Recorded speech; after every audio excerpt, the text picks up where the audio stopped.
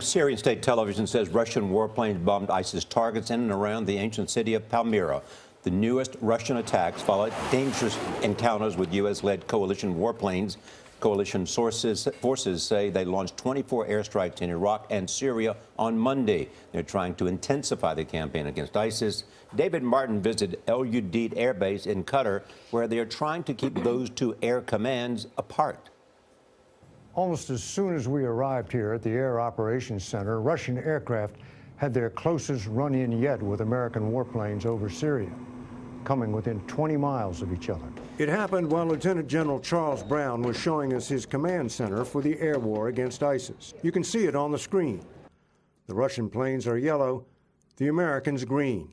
U.S. pilots flying F-16s out of Turkey first picked up the Russian planes on radar. The Russians closed to within 20 miles. At which point the American pilots could visually identify them on their targeting cameras.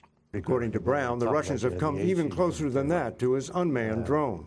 Closest has been, within a handful of miles into some of our remotely piloted aircraft, but for our manned aircraft, not closer than about 20 miles is about the closest we've seen. Brown says the impact on the air campaign has been minimal, but he has been forced to work around the Russians. Could they just crowd you out of Syria? No, I don't think so. And partly because after a week of flying, we have a fairly good idea of where and when they're flying.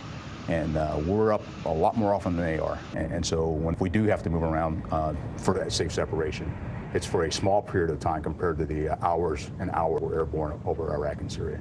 Despite the Russians, Brown says he plans to increase airstrikes against ISIS sanctuaries in Syria.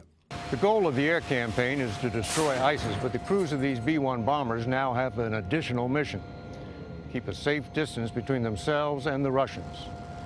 For CBS This Morning, this is David Martin at Al Udeid Air Base in Qatar. Great report by David.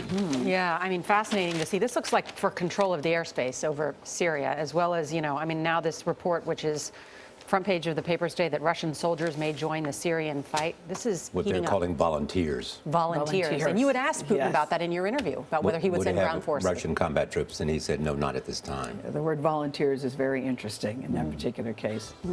Great they let us go behind the scenes that way. I mean, 20 miles in the air among jets is not very far apart. Exactly.